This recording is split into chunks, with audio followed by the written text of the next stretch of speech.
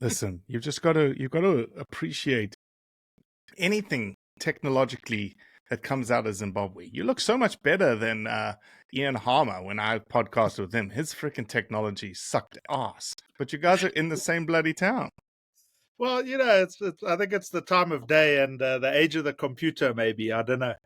It's always got that. Who knows what software he's on? I'm on a Mac, so I'm on a they Mac usually. too. I don't have any issues with Macs. And I think it's always the operator more than the equipment. Hey, that's my experience.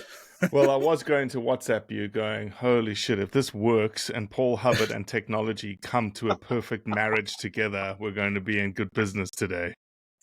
Well, miracles happen. Eh? That's what we're here for.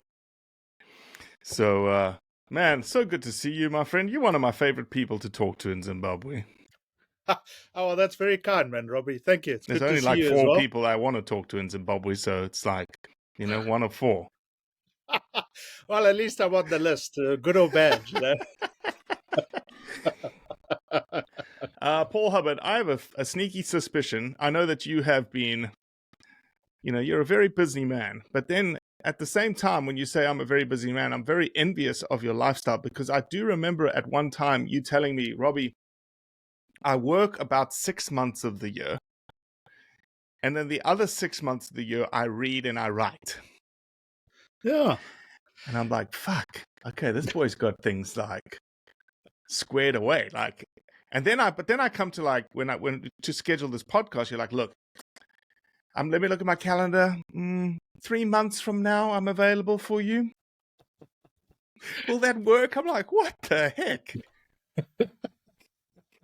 Well, it's I got taken off guard this year. It's amazing, as I joked with a friend of mine, it's amazing how many bookings you can get when you answer your emails. And and also, I'm very, very blessed that I've now got someone who handles all the admin of one side of my life. So it's taken a lot of pressure off. And things happen now. It's I've been this year, just after I saw you at the AGM, I've had a lot of guiding, and then I was very blessed to be part of the annual guides training program down in the Lowveld for the Guides Association. And then after that, just a lot of guests coming through Bulawayo out of the blue, as far as I'm concerned, and so getting to show them around and have fun with them. So, I still haven't worked a day this year, quite honestly. It's been too much fun, That's amazing. That's amazing. Well, Paul Hubbard from Bulawayo, Zimbabwe, thank you so much for joining us. I'll let you introduce yourself here shortly, but I'll do a little quick thing in that. I met Paul 2 years ago at the first AGM that I attended of ZPGA, Zimbabwe Professional Guides Association, probably the highest standard of guiding in Africa. Not probably, it is. And I was regaled with stories from Paul in which he stood up, and this is just a forewarning for what this podcast is going to be, because he was asked to give a small 5 to 10 minute speech at a dinner, and he stands up and he whips out these 4 pages of typed written notes. I'm like, oh man, this isn't going to be 5 minutes. But here's some of my reading for our talk today. So I was enthralled the entire time, and you just are a lexicon of information from all sorts of fields. So let me just turn it over to you and introduce yourself, what you are, who you are, what you specialize in, if anything, and we'll go from there. Oh, thank you, Robbie. I really appreciate being on here. I've been very excited thinking about it and planning ahead, as you know. I always get a bit of a mind block when someone asks me who I am, because I've been lucky enough to have a lot of different things in my life. But at this moment in time, I'm a practicing archaeologist and historian in Zimbabwe, which is one section of my life. And then I'm also a guide here in Zimbabwe, but specializing in history, culture, archaeology of my hometown, my home country, Zimbabwe. So I have a lot of fun exploring, places and events and stories with guests from around the world. And then also conducting my own research projects, which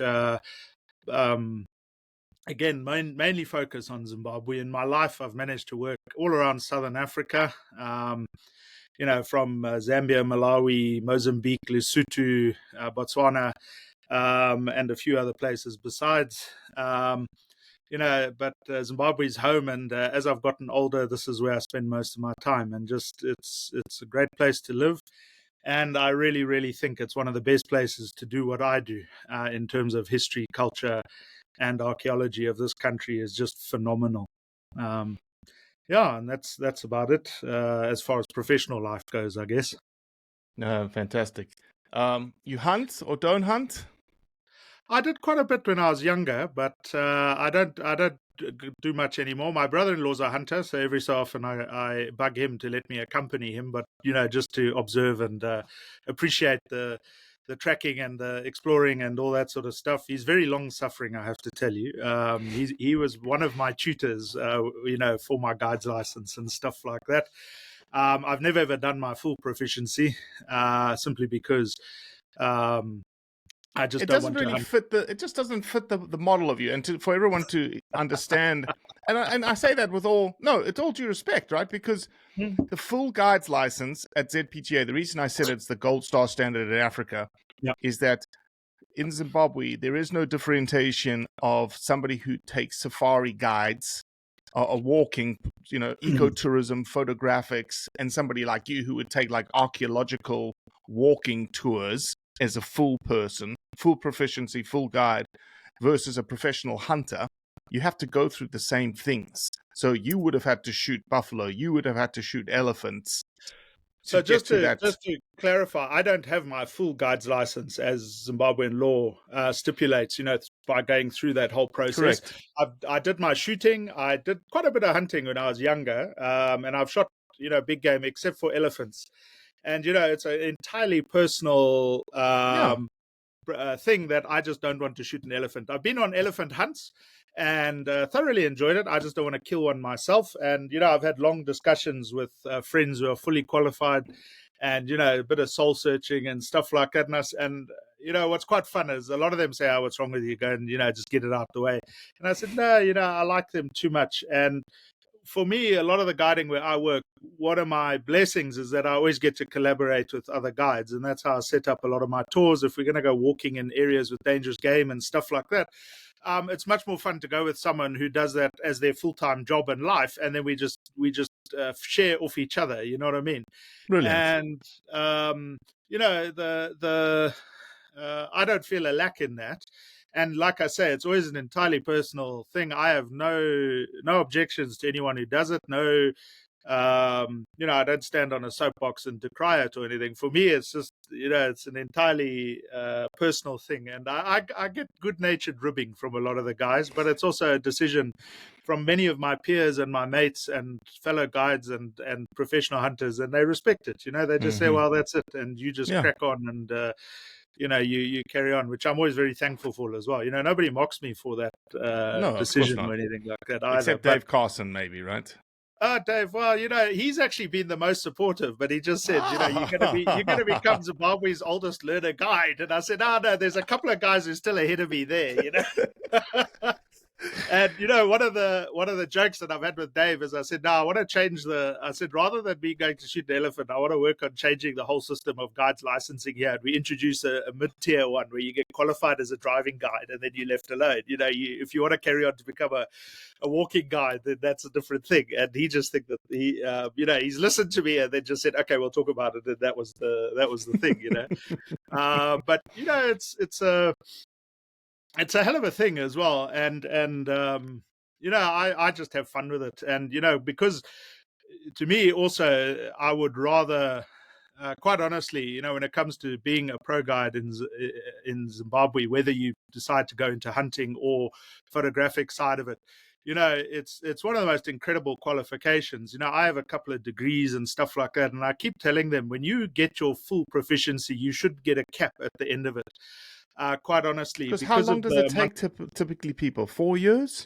it's a minimum of 4 years. Many people do it in 5 or so because of the amount of information you've got to know, also the amount of experience you've got to gain in everything from knowing your weapons to the ecology and habits and habitats of the wildlife, but also everything from basic mechanics through to running a camp, through to cooking and, and also working and managing, on top of that, because, the law is once you get your license, off you go into the bush and you are fully responsible for people, their lives and what you do there. And nobody passes if they're not fully qualified. And so, nowadays, the instruction is that it'll take you a minimum of 4 years, which is basically an honors degree in Zimbabwe. You in Zim, we have a different education system.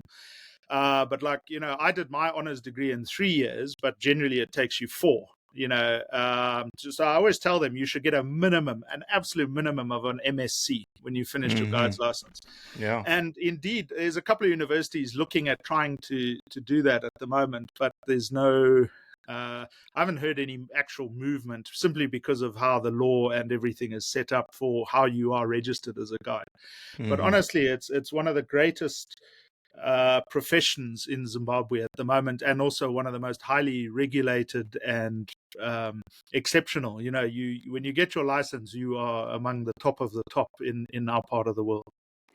Yeah, and really to start and I said this already, but to start, I assume this will be the first of many, not assume, I know, this will be the first of many podcasts that we have Paul Hubbard on, because of just the interest and in details of information that you have in the history of things. And when I was in Zimbabwe this past year, we were in Bulawayo, where it's your hometown, and you and I started having conversations about, well, you gave us a little speech about the history of hunting in Bulawayo. You also gave us the little history about the Boy Scouts that I was super interested in, and we had a conversation about that, and I took some of that information home and brought it to my oldest. And so I was just like, man, it's such an interesting topic about, hunting. Zimbabwe right now being the sort of, again, the gold star hunting standard in Africa. We started talking about the origins of hunting, and you started sort of peeling back some layers around Bulawayo and who was there and what they were doing and how it started and all that kind of stuff. I said, whoa, let's put a virtual recording device in front of you called a podcast, and let's just capture this information. So I don't even know where to want to start, Paul. Hey, I don't know. Let me ask this. I'll start with a softball question. Is hunting something that is a modern concept in Zimbabwe, or has it been around for quite some time? Oh, geez, that's a great question. So it depends on how far back you want to go. In Zimbabwe, we have evidence of humans hunting from the archaeological record dating back over 2 million years ago. And what I thought I'd do is just, this is one of our earliest hunting tools here that we ever find in this part of the world, and this is a stone hand axe. If you want to get technical, it's called an Acheulean hand axe. And this was some of our earliest hunting technology. But of course, we're not running down, megafauna, like anything bigger than a small antelope or anything like that. But, in our part of the world, hunting was an essential part of human life dating back at least 2 million years. And in Zimbabwe, we don't have any fossils of ancient humans that we've discovered. But what we do have is a lot of the auxiliary evidence for the hunting and gathering culture of these Stone Age peoples. And, to the south of us in South Africa, and then to the north of us through Zambia, Malawi, and into East Africa, those fossil human sites are very well known. Zimbabwe, we haven't discovered anything of that kind yet. But what we do have is, when you start looking at stone tools, like it's a different type of hand axe. It looks very different just because of the raw material. Here they've used basalt, and then this stuff here is something called chalcedony, and this is a Rolls-Royce stone to make your tools out of. And your hand axe was the equivalent of a multi-tool. I'm a Leatherman man myself and have been for many, many years. But, the fascinating thing with this is for digging, for cutting, for scraping, and also for hunting. It's designed to be held in your hand only. But recent, evidence by much cleverer archaeologists than me, who go into the microscopic level and start looking at, really in-depth studies, have shown that these things were also designed to be thrown at small animals, killing them or wounding them enough for us to run them down on foot and then take them. So And the axes, you think the axes were used as tools for killing, or is it more like? absolutely. Because you would think in America, you think of like the bison, cliffs and stuff that they would Mhm. corral animals over, kind of thing. You don't think that they did something like that, put them in a trap, run them into a trap, and then potentially, how do you So think that worked in your brain? Well, okay. So that is definitely hunting behavior, but much more recently in this part of the world, because you're dealing with, 2 million years ago, and it also depends on what you define as hunting. For me, hunting is the killing of any animal for meat, for consumption by humans. As an archaeological definition, there's much more technical stuff to get into, but So if potentially we the boil it axe being down. used on a python, right? Something A like that. python, a tortoise, a small, you think of a little hyrax running around, a rodent running around the camp, they've been thrown, also birds on the wing, and Hmm. on water bodies and stuff like that. And the reason is, of course, they we're also using these tools for cutting up carcasses and stuff like that, because before humans really figured out hunting, we were gatherers and scavengers. And it is genuinely the consumption of meat that allows our brain capacity to grow, our stomachs to shrink, giving more blood to the brain, which helps enhance our intelligence and stuff like that, because of the amount of minerals, vitamins, and energy that we get out of meat compared to most vegetable matter. That really sets us on the course to becoming what we are now, modern humans. And there's all sorts of debates as to the exact amount and all that, but that gets into heavy scale archaeology stuff, which would be a Paul, are whole you podcast on its suggesting own. that those that are becoming vegetarians today are regressing our evolution?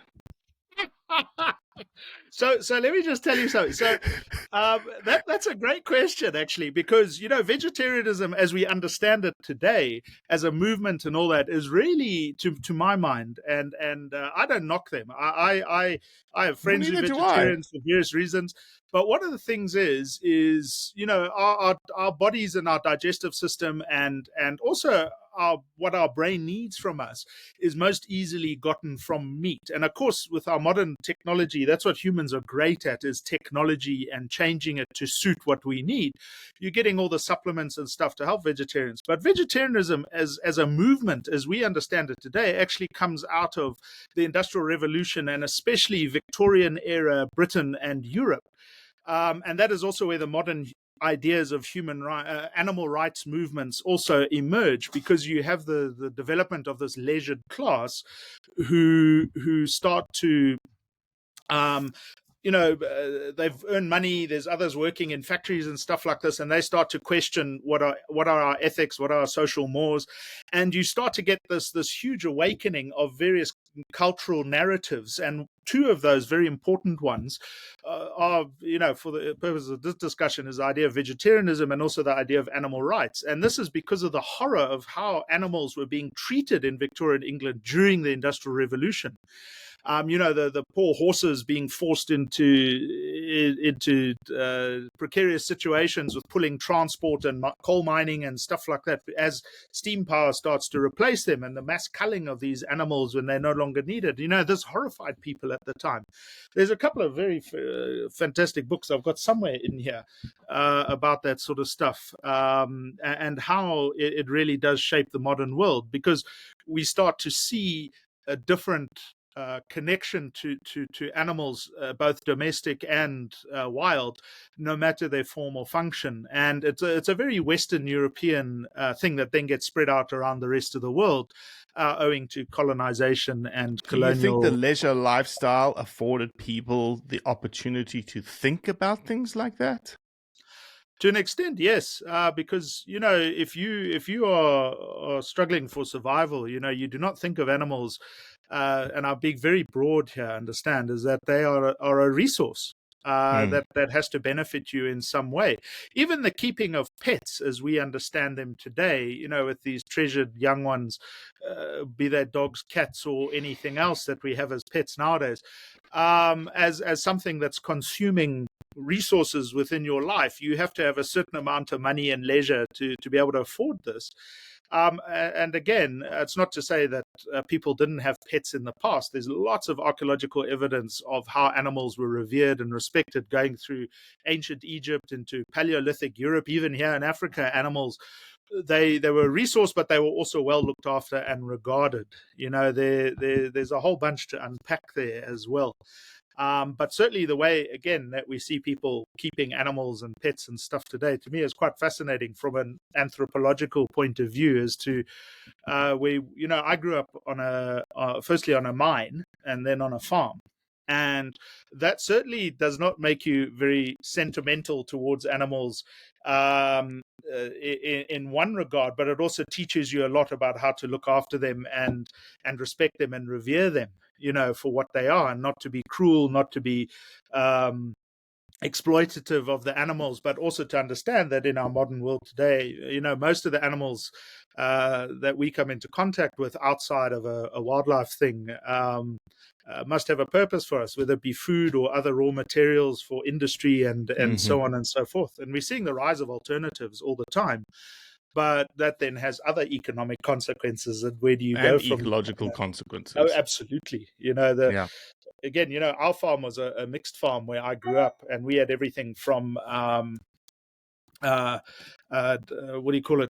We had some cattle which were for ourselves, and then we also had sheep, goats, pigs, chickens, and then also grew a lot of crops and stuff like that. And it was just absolutely, we looked after them, so on and so forth. But you also understood where that stuff on your plate came from, and very, very well. And we used to host school trips all the time. And some kids came away traumatized. They wouldn't eat meat for the next 3 months because we'd walk you through an abattoir. You have to understand where you're coming from. These are 12 to 14-year-old kids.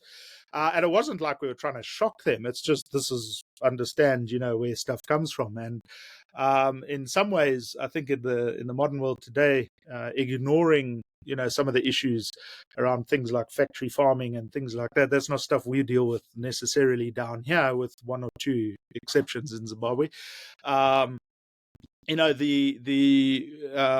The practicality of animals in our daily lives, I think, gives us very different perspectives compared to the rest of the world. A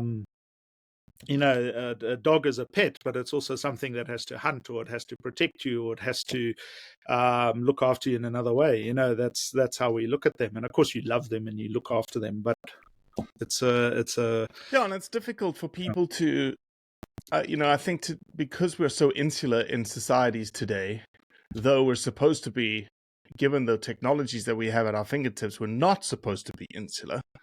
But I think for one shape or one reason or another, we get pigeonholed into certain mindsets, which is a dog because it's a pet and a companion animal, and there's no way that companion animal could actually turn into a hunting animal in another scenario. And so it's and to rabbit hole us for a second there, but I think it's going back in time, like I think people have forgotten about like where do we actually come from evolutionarily, from a human perspective. And the question that people asked today was like, well, that was in the past, and they use stupid and silly arguments like, well, if we were child rapists in the past, does that mean we should be child rapists today? And I'm like, yeah, it's false equivalency.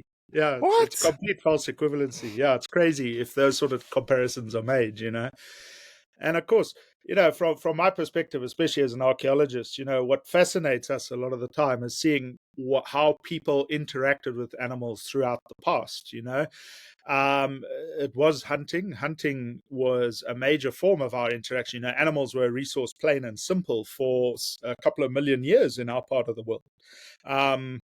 And it's only within the last 3,000 to 5,000 years in West Africa that you see domestication taking place, as well as earlier domestications of things elsewhere in the Middle East and into India and northern India and stuff like that. But for us here in Africa, our interactions with animals is they were either a threat to us, such as the larger carnivores on the African plains, or they were a resource for food, for skins, for meat, milk, and so much else besides fat, and that sort of stuff besides. And certainly, to go back to our Stone Age ancestors, for example, we have a lot of evidence of both scavenging carcasses, the animal had died or been killed by another predator, and the humans run in and take over the kill, or they manage to dig in and exploit it somehow. And there's a lot of cool ways that the people who study this stuff full time. I'm not one of those guys necessarily. I just love reading their work and learning from it, and then asking them annoying questions. A lot of my email box is me writing to researchers, say, I read this thing, what can you tell me about this, because I've got this question. And often they're very good and reply back, or they'll send me something else to read, like a teacher with homework, which is even better. But the meat, especially for us, it's eating that allows our brains to grow, and also to provide us with a growing intelligence that then allows us to become ever more sophisticated in how we acquired what we needed to survive in Africa. And it's only in Africa, all humanity derives from Africa. There's several migrations of human ancestors out of our continent into Europe and Asia, and then ending. Those are some of our earliest ancestors, starting with Homo ergaster, and then also Homo heidelbergiensis. But for our purposes, for Homo sapiens, we arrive from southern Africa. Our species today, Homo sapiens, what we are today, evolve in southern Africa. That's something that's quite a startling thing for a lot of people. Zimbabwe southern Africa? Yes.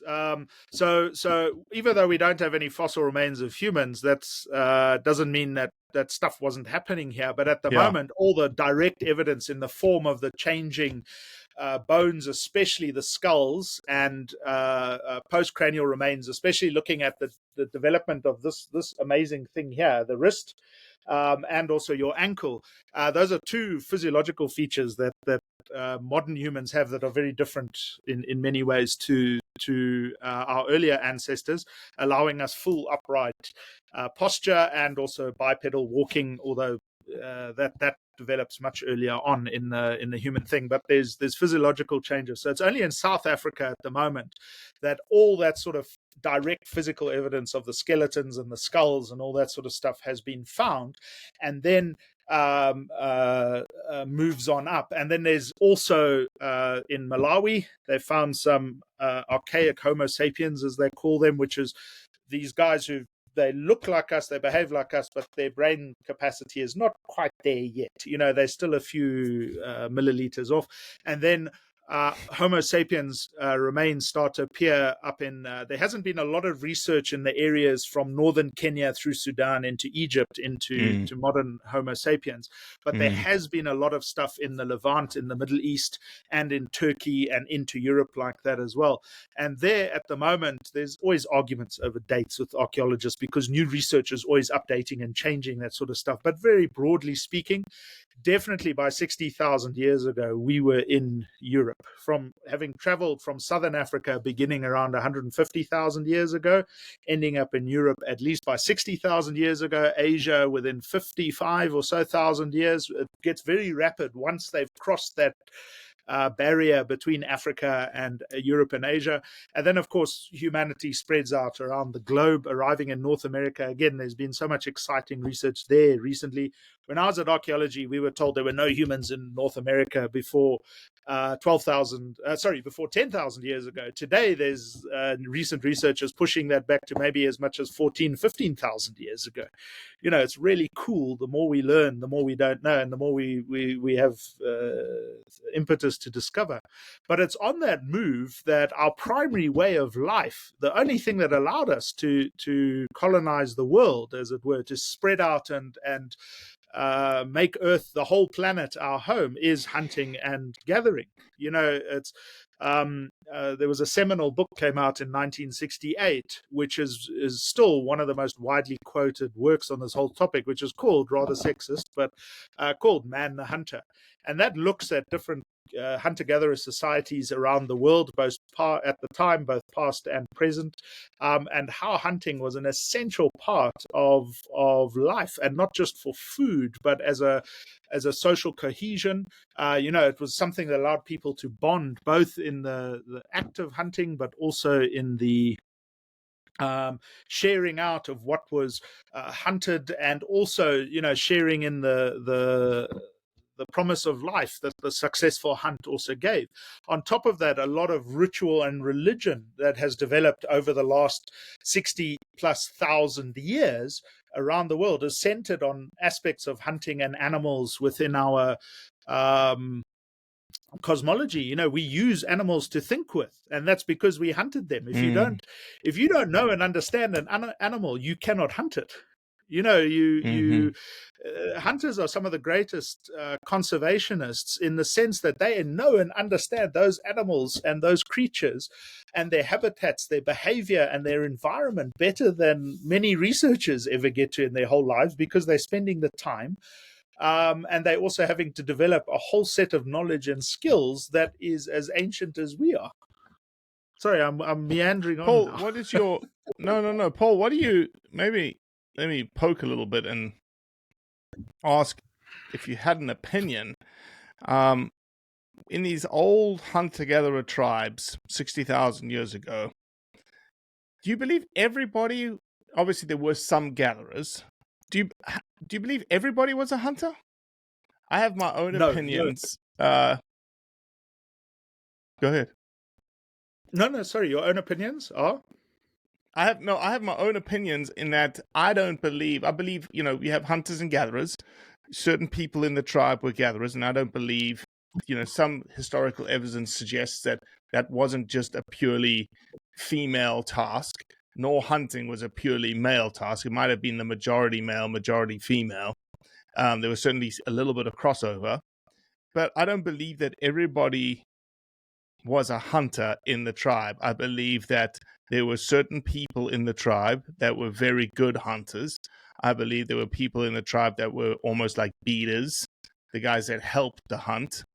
I believe that there were people that were your cooks and your prep people and whatnot. I believe that there were people who were your industrial people that were building the shelters and helping people.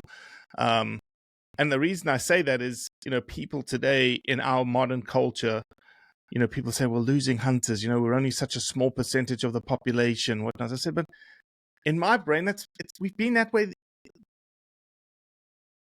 through time. Yeah, for a long time. Like, we've always been 4%, 5% of the population. It's not like everybody being hunters, because there's not enough resources for everyone to be a hunter. Thoughts? Yeah. I really think you've hit it on the head there, Robbie. In these societies, now again, I'm going to speak very generally here and only confining myself to what's going on in Southern Africa and those early human ancestors, because there's a lot to unpack with other things there. But one of the things that we strongly believe today, with thanks to the research and ethnography and stuff like that, is that first and foremost, amongst these communities, there were small bands of people moving around, 10 to 20 people at a time. They would meet and match up with other groups at certain times. But within that, they were egalitarian. So everyone had an equal opinion and an equal skill set as it was perceived by the others in the group to help with survival and also to live life. So certainly within those bands, you would have had those a couple of people who were the best at stalking and hunting the larger animals.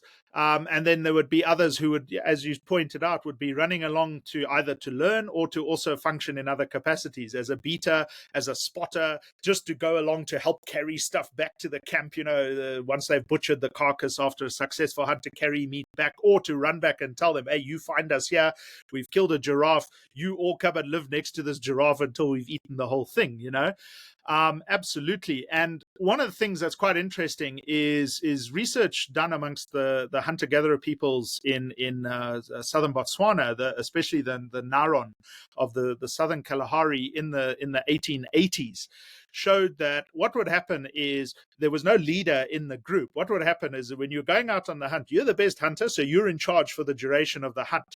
And once you've killed that animal, you got to share out the choice cuts and so on and so forth, if it was your arrow or other weapon that had killed that animal.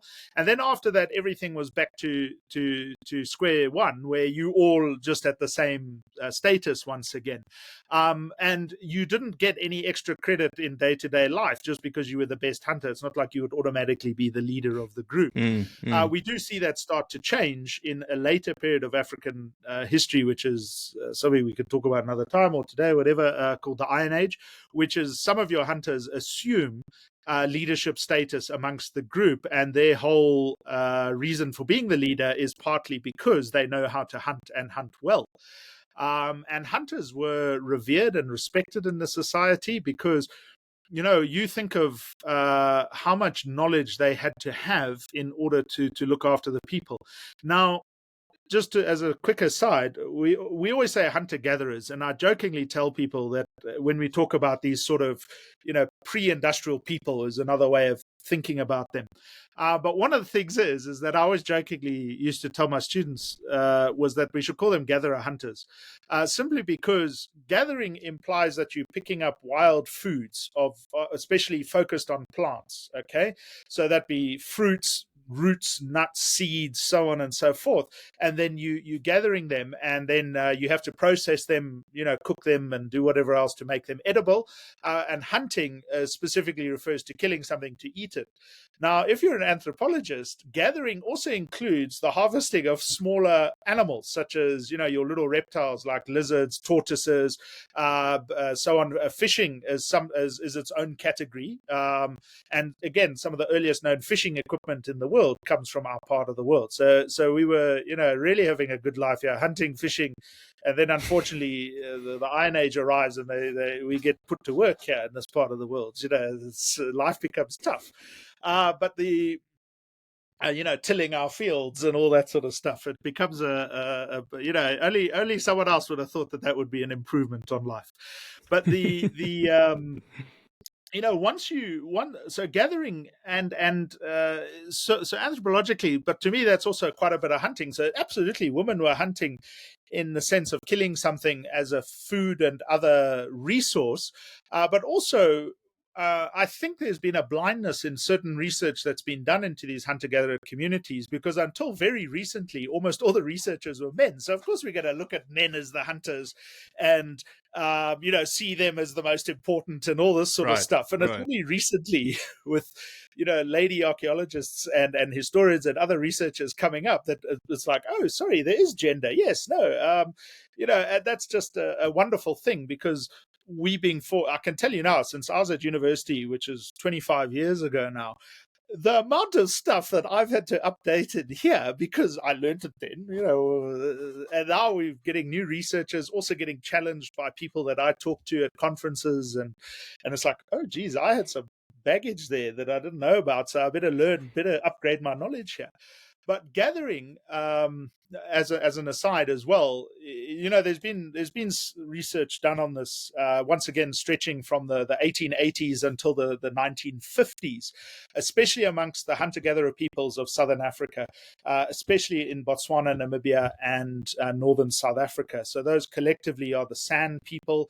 They also used to be called Bushmen, which is a name that we don't use anymore today, but you'll find it in a lot of the earlier research papers and books and stuff like that. But one of the fascinating fascinating things is as well is that men would gather. It wasn't like they just say that, hey, I'm a man, I don't do that sort of stuff. They absolutely, because it's about your survival, but also, hey, we're all in this together. We got to make Well, life. But when it came to they were probably gathering on the hunt at the same time, absolutely. right? They came across something. Yep, put that in the basket. Yep, put that in the basket. Oh, whack that tortoise quickly. Put it in the basket. 100%. But we do think that the majority, especially of hunting big game, was done by men in those. One thing that's very clear, even when you read some of the early explorers and hunters and traders and missionaries coming through our part of the world and bumping into these people from the 1700s, very clearly when it came to hunting big game, so that's anything of impala size or bigger, that was definitely mostly men. There's no evidence of females actively participating in the hunt itself, of course, in the processing, and also sometimes acting as spotters and beaters and all that, as hangers on. Absolutely. But in the actual act of tracking and killing something that's bigger than that, 100% we think it was a male dominated thing. And there's probably various reasons for that. In one way, you can get a bit fancy and say, it's a way of balancing out the relationships within the community as well, that women are doing all this work because they're also in charge of child rearing. They're also in charge of maintaining the I suppose you could call it the home, as it were. Yep. And men, they still getting involved. It's not like at that time that we have the sharp divisions that develop in more modern history, especially amongst European cultures. But at the same time, there's a way that the men have to show themselves, as we do. And it's about protection, but it's also about providing. And that's a very old male instinct in some ways, that we are the provider and as well as the protector, and there is a psychological / physiological aspect to that. But also a lot of it is reinforced by culture. It's fascinating. The field that you're in, the archaeological field, humans, differentiating different kinds of humans. Before I came to you guys last November, I went to the Custodians AGM and we did a field trip to the cradle of mankind. And just listening to that, like you said, you learn these things 25 years ago. And then I listened to that and I was like, oh, okay, that's a lot different. Like, for instance, the whole idea, and this is way off topic for this podcast, the idea of that we evolved from apes, right? The way that it was posed to me was evolution, which is correct. Evolution is an improvement of something. And that something disappears because it wasn't as good as what was evolved. It came from it. Yeah. And so the idea that apes are still around today and we evolved from them, it was fascinating. It was just Absolutely. It blew my mind. I was like, oh shit, you're right. Like, the thing what I always tell people, because I get hammered on this a lot of the time, I've had, bless their hearts, a lot of guests who are creationists or are literalists regarding their religious texts and stuff like that.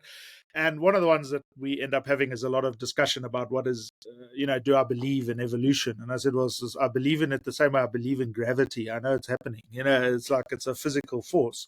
But the thing that I always say is that, first and foremost, we didn't evolve from apes. Apes and us shared a common ancestor. That's the one thing. That's it. That's why we can still have apes and other primates and stuff today of all different kinds and sorts and all that, is that, it wasn't just a direct line. You got to think of it.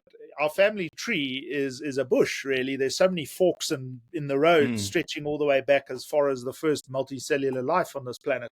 But at the same time as well is we are still learning all the time to put this into both the popular concept of it, and at the moment, globally there is a growing anti-science movement that you have to be very, very diplomatic. Come on.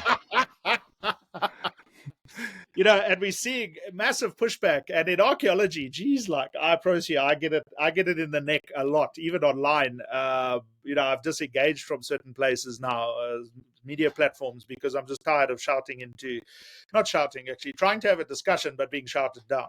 Which doesn't.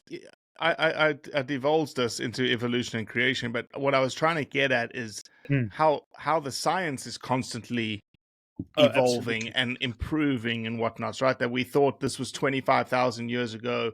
Oh no, that, and also like Sterkfontein and this Cradle of Mankind, there's 130 caves or something stupid like that, right? And only 13 have been explored. Yeah. It's like, well, what else are we going to find? Like one of the things that changed, like the whole tree branches. Oh, somebody found a skull that was perfectly intact in 2015. Dude, that was 9 years ago. And it's like, holy shit, what else haven't we found yet in these 130 caves that nobody's bothered to go into yet? Yeah. That will absolutely rewrite textbooks 10 times over. 100%. And, like even... I did Stone Age archaeology for my honors degree, and one of the things is I went back and I read my thesis the other day because someone had asked me a question. I thought, I know I wrote about this somewhere along the line, and I realized it was 25 years ago. But the humor is that I read parts of it and I thought, my God, this is all wrong now. Like everything we knew back, we knew it the same way we know stuff today. It's so cool, and that's one of the magic things about especially what I do, and it's one of the things why I keep telling you and many other, I never work, because that's why I love researching and writing and all the rest of it, because geez, and especially in South Africa, they get a lot more government money, they get a lot more assistance to do this sort of research, and also from overseas, and they've also got the right geology and everything else, and it's just amazing what's coming out of that place all the time. I struggle to keep up. Like when I was at university, our book on the Stone Age of South Africa, I think, was 200 pages, and I've just ordered the new edition, and it's 594 pages, the same topic, but that's how much more cool stuff as that we know about. And this is also why, like sometimes I get pushback where someone will say, no, but that's not what I learned. And I said, well, isn't that fun? Because now we learn more. And it doesn't mean that you're wrong to know that. Never.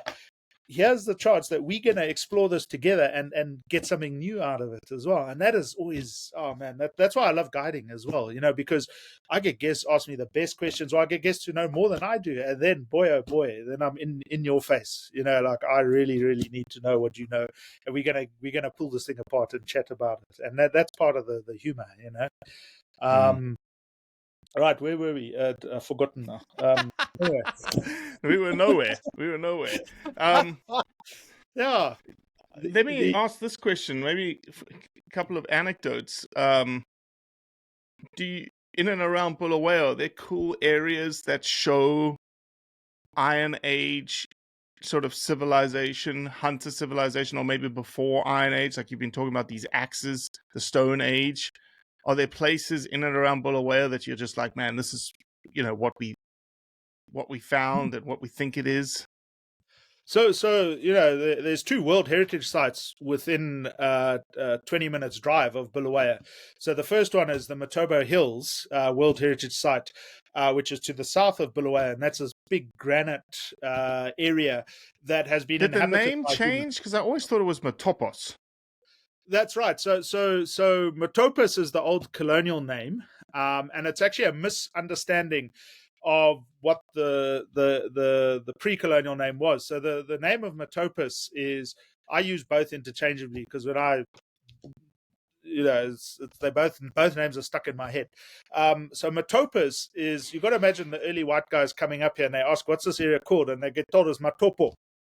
Now, to a European ear, the P will sound like the B sounds like a P. So they go, oh, it's Matopo. And it's an area, so we must add an S on the end of the word, calling it Matopos. But the proper name is actually Matombo, which literally translated out of the Kalanga language means rocks. And that's what the Matobo Hills are. And the name Matobo is actually a name given to the area by the great Indabele king, Mzilikazi, who, on visiting the area for the first time in the 1840s, having migrated up here from South Africa, he sees the area and he says, well, what's it called? And the guy tells him, well, it's Matombo. And he says, no, we should call it Matobo. And the name Matobo in the Ndebele language means bald heads. So, which is also what it looks like, all these beautiful rolling koppies and dwalas and all that sort of stuff. So the Matobo Hills is the center of Stone Age research in Zimbabwe. And that's because there's a lot of sites relating to the Stone Age, dating back more than 2 million years ago, all the way through until 2,000 years ago. And many of them are found in these caves in the granite hills and the rock shelters and stuff like that. And it's been well studied and well excavated over the years, starting in the 1890s all the way through until the present day. We've actually just had a team from France doing all sorts of research. I have no idea what they found or what they've done. They came and they went, but eagerly anticipate reading. Do you think that there's places in Matobo that are like Sterkfontein that nobody's ever touched before or nobody's seen before?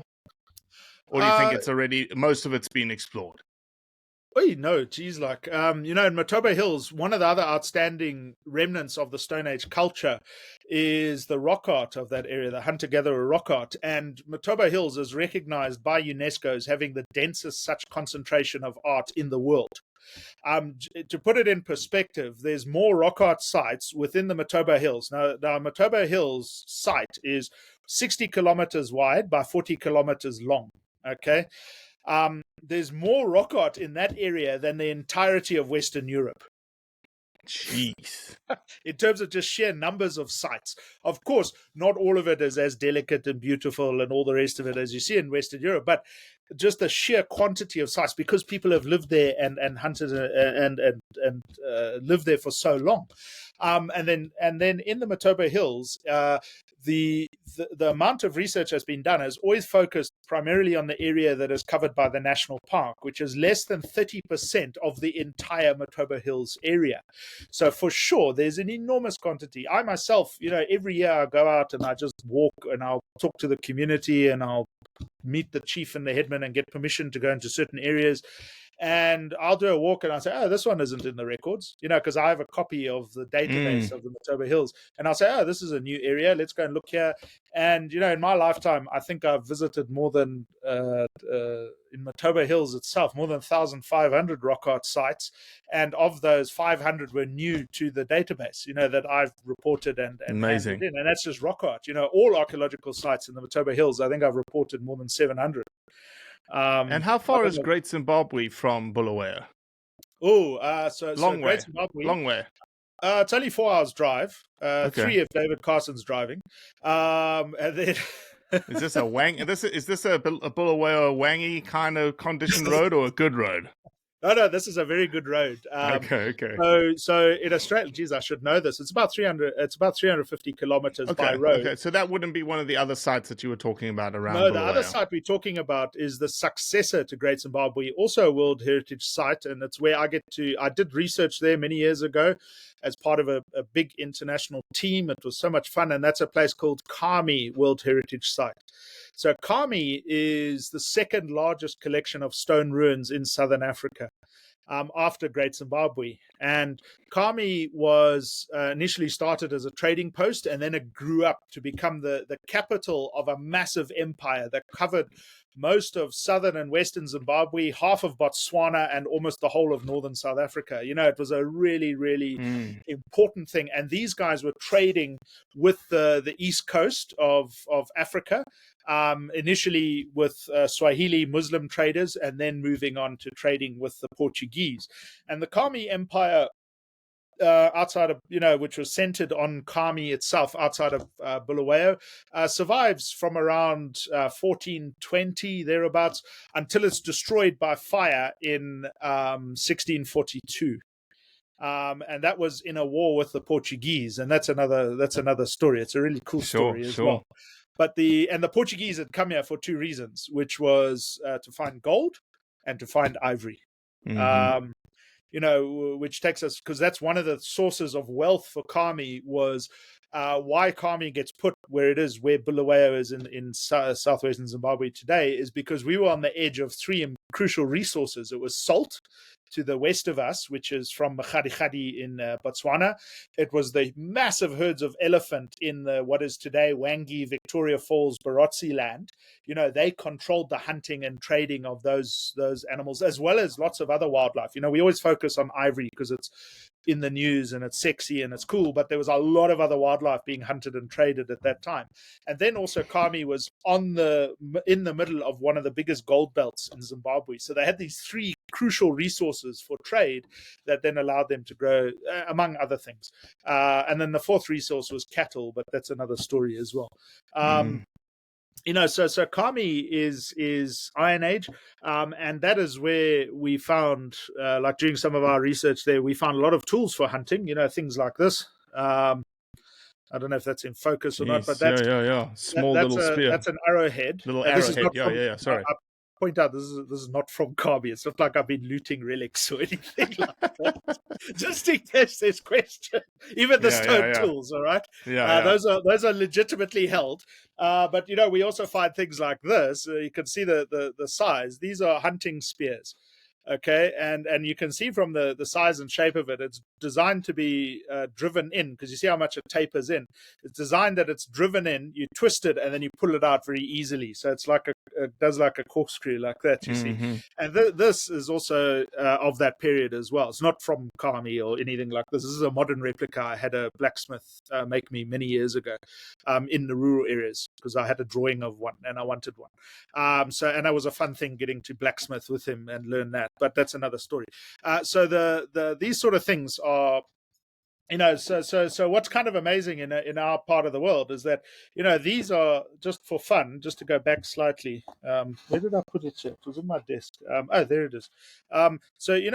This is a Stone Age spear, and that's your Iron Age spear. So you can 100%. See the technology and stuff like that. These were designed primarily to be thrown at the prey and wound them, and then you would run them down before we figured out how to make and use poisons. This was, the main thing. And you can always tell these things are designed to be thrown because you never find a complete one. You see the flat edge here? Yeah, it's broken off. Exactly. Yeah. So this is from the middle Stone Age. How long do you think it was between that stone that you have in your hand and, say, the steel spear? What are we talking about? 100,000 years between that you had in your left and one in your right hand? So the earliest evidence of this that we have in Zimbabwe for the making and use of these specialized tools for hunting, before it was our Swiss Army knife, these guys, which go from around 1.5 million years ago to 400,000 years ago. Okay, this was it. This was our technology thing. Then we start to make more specialized tools. So for these things, these sort of spear points, spearheads like this, 400,000 years ago until approximately 40,000 years ago. Okay.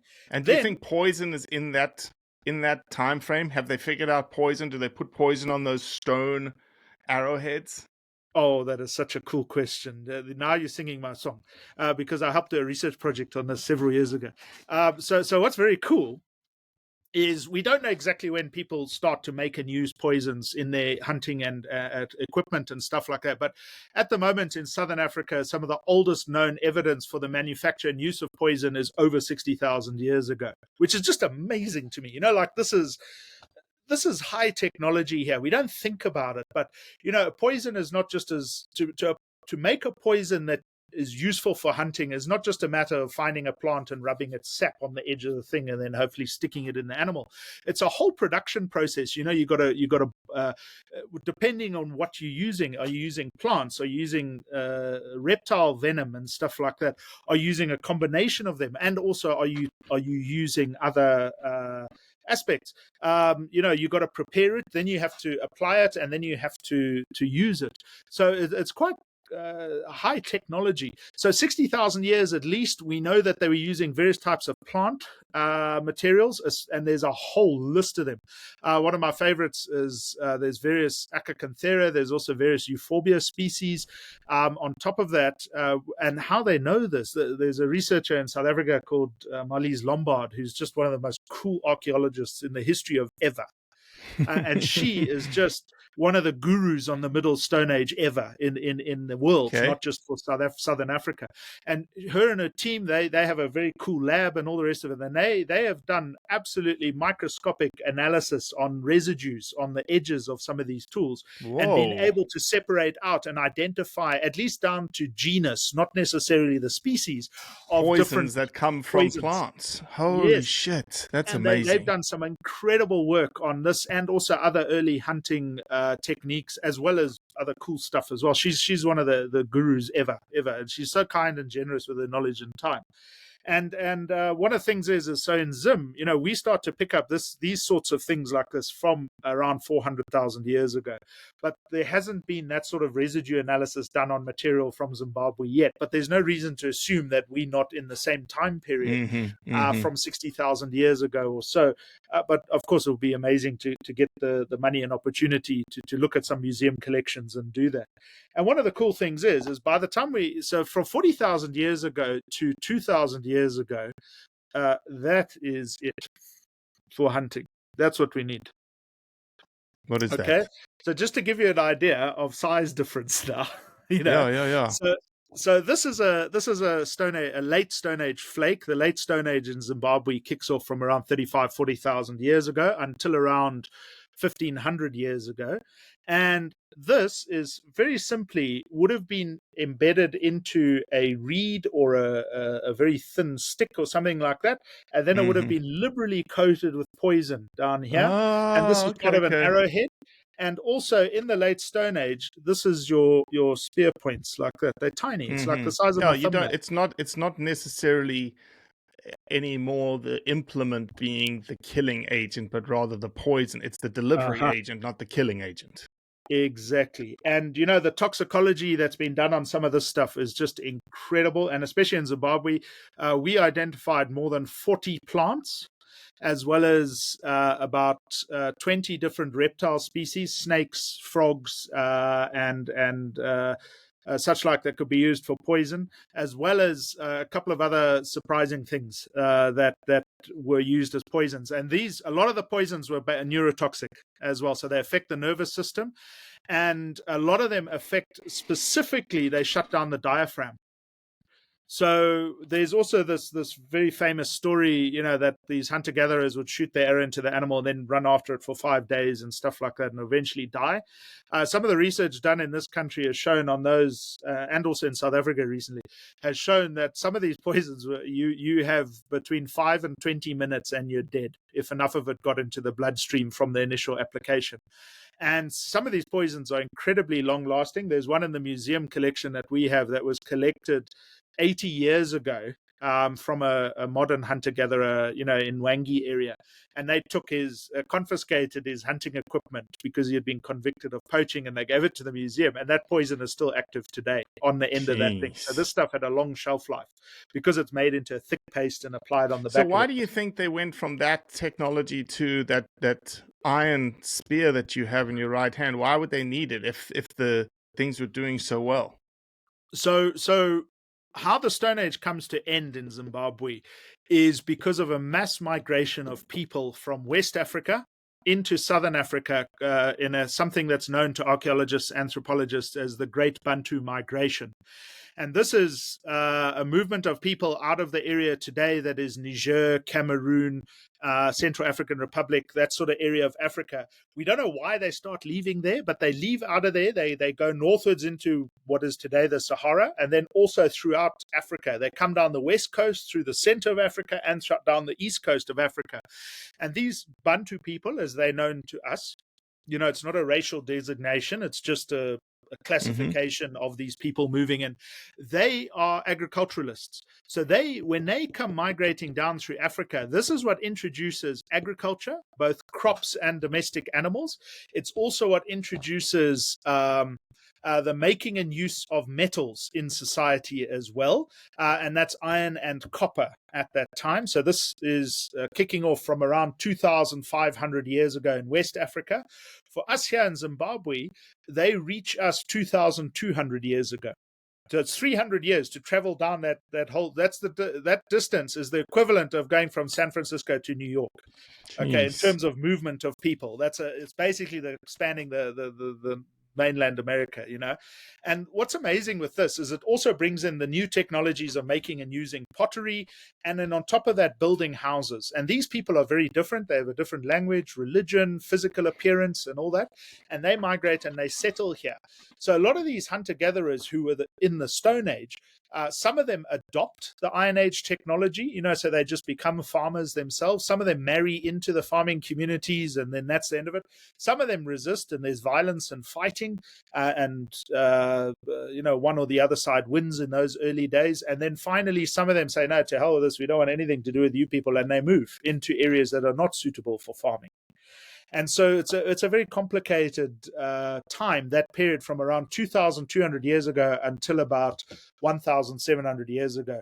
And that hasn't been well researched in Zimbabwe. But the Stone Age, basically, for much of Zimbabwe, that period of time is done by 1,700 years ago. We see very little evidence. Now, that could be a research gap, absolutely, but also this stuff is iron as a medium is much better for a lot of practical reasons compared to making and using stone tools. 100%.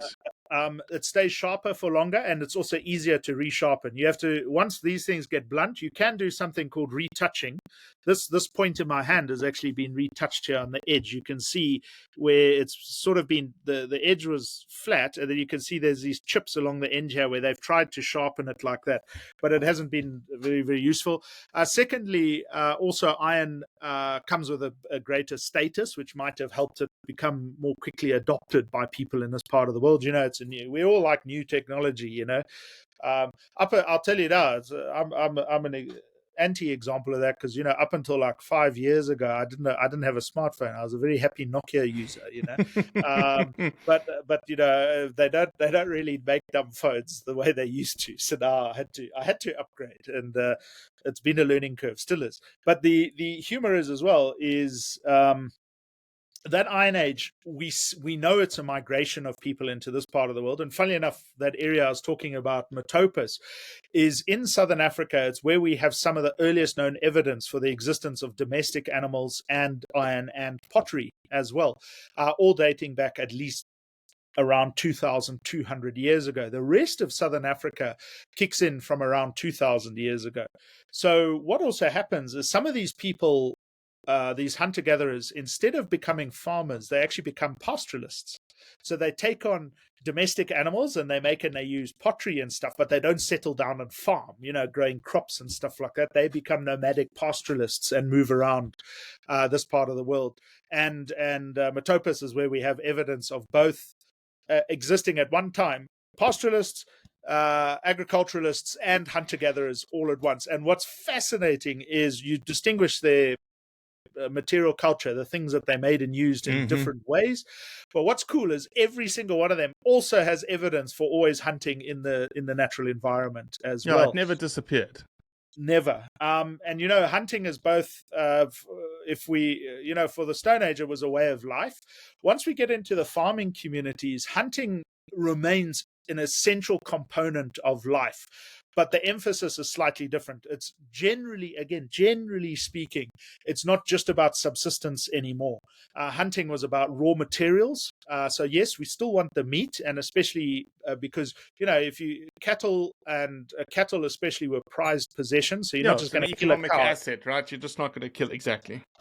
But you had sheep and goats if you wanted meat. But of course, game meat is an essential part of the diet. But on top of that, there's also social status, because now we start to see hunting of a greater diversity of animals compared to the Stone Age. The Stone Age was often focused quite a bit on food, and you find the same old animals appearing in the deposits. Now, again, that could be a preservation factor, but it also seems to be deliberate choices. Whereas in the Iron Age, we see a lot more hunting of carnivores. especially lion, leopard, cheetah, because we want their skins because we wear them as symbols of our power, authority, and bravery and status. We got the lion skin or the leopard skins. I'm a chief or I'm a person like that. Thirdly, sorry, in the Iron Age societies, hunting is also an incredible source of ingredients for traditional medicine as well. And there's a lot of traditional medicines using both plants, but also aspects of parts from different animals, and this is both for medical and also spiritual uses as well. So as one example, and some of this must have been learned from these Stone Age hunter-gatherers by these Bantu peoples later on. So as a classic example, giraffe fat is seen as something that is absolutely essential for healing. You would mix it into whatever other ingredients in that medicine, and especially to do with issues with your stomach and chest and stuff like that. Giraffe fat is an incredibly important ingredient. Interesting. Now, its medicinal uses I can't speak to, but certainly, people make use of that. And I think it also, giraffe fat tastes quite nice, to be honest. So I think that maybe it's a bit like, our sugared cough syrups nowadays for kids. Maybe it was also, of course, there's a bit of magic to it, but also, that's just a joke. But it's how I think about some things at times as well.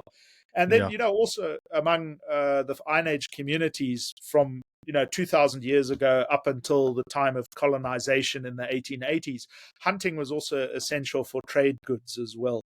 Ivory is the big one, but also, different skins and pelts and of different animals and birds and things like that. But also it's both for external trade and internal trade as well. It's a fascinating, and we'll save this for another podcast because I think I've already asked you about this. Yes. Have you read the book White Hunters, Black Poachers? No, I have not. I would love to. I'll send you a picture of it. And what's fascinating about that book is, this whole premise of today is that trophy hunting, the idea of going after the biggest animal with the biggest ivory, let's just use elephants, is a colonial era mindset, in that it's these rich white dudes coming to Africa and going after the biggest animal. Mm-hmm. When if you go back in the historical record or archaeological record, whatever you want to do, this book, White Hunters, Black Poachers, talks about a Kenyan tribe, southern Kenyan tribe, I think called the Kitui or something like that. And there was a tribe that were notorious elephant hunters. They would cover themselves in dung, and they would have poison arrows, and they were known to go after the biggest elephants. And the reason they went after the biggest elephants is because, one, it was the most meat, and two, the biggest ivory that they could trade with the Arabs on the coast. Yeah. Okay, makes sense. That's what we would all do, right? But I would anticipate that anybody in this Iron Age scenario, right, that you've just described in southern Zimbabwe, in this area, if they were hunting for trade, it would make logical sense that they would go after the biggest elephants. Let's keep it with elephants for a second. That they would go after the biggest elephant, not any elephant, because yes, they're thinking about it from a trade perspective. Well. Yeah, absolutely. And it was the risk factor to them as well. Don't forget, only before firearms start to become common in this part of the world from the 1600s, before that, you had to use a spear, a trap, or a bow and arrow to hunt an elephant, to keeping it to elephants now. And in Zimbabwe, we had professionals who used all three. And, they had these dead traps where you used to have these trip lines across elephant paths and stuff, and they would have it with a big spear hanging down that was weighted, and it would be timed that as the elephant hit the wire, this thing would fall down and into the spinal cord, and then they would all jump out and start hacking at the poor thing to kill it off. And of course, going after it with poisoned arrows and stuff like that, there's a massive risk. So of course you're going to be targeting what's best for your risk versus reward. And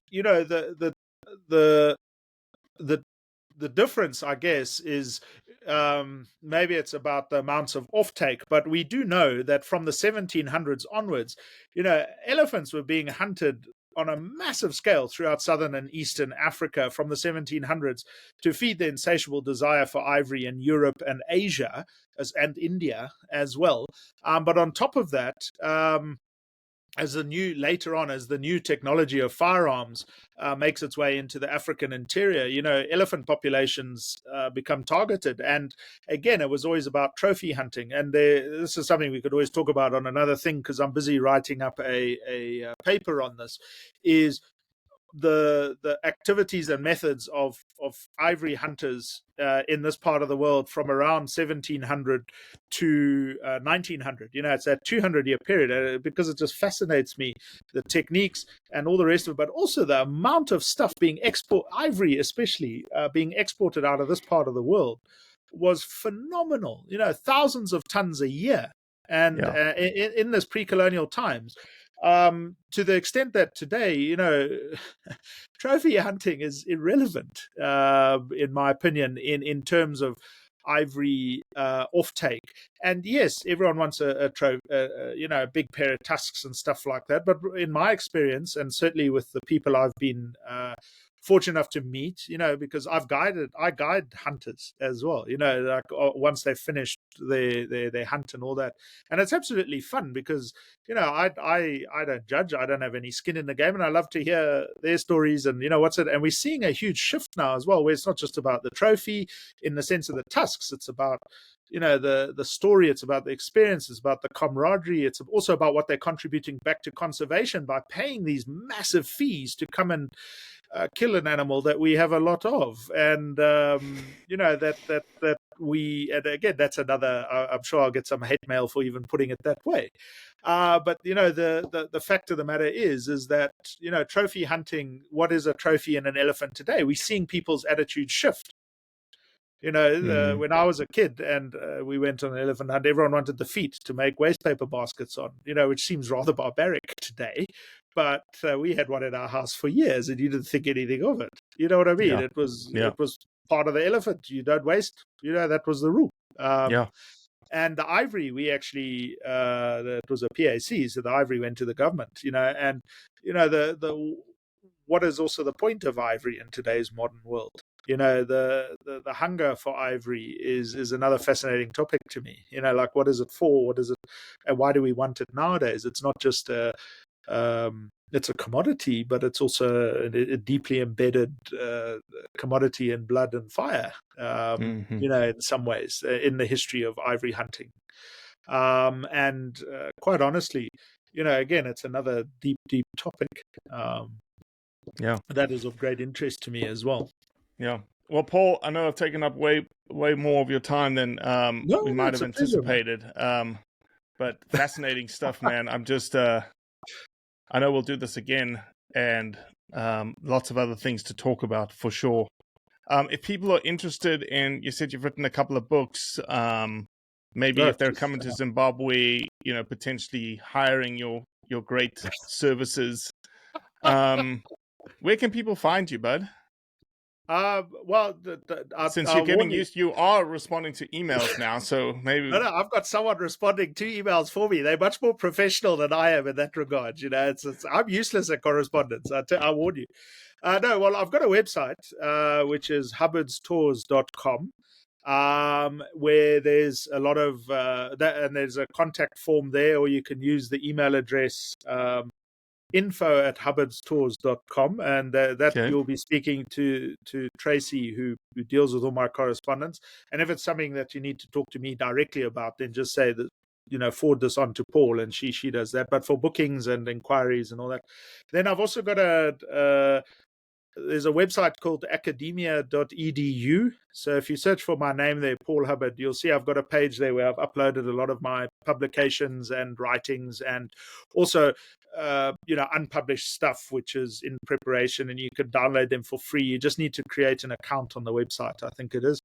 And then there's a lot of the books are available on Amazon, I believe. Okay, great.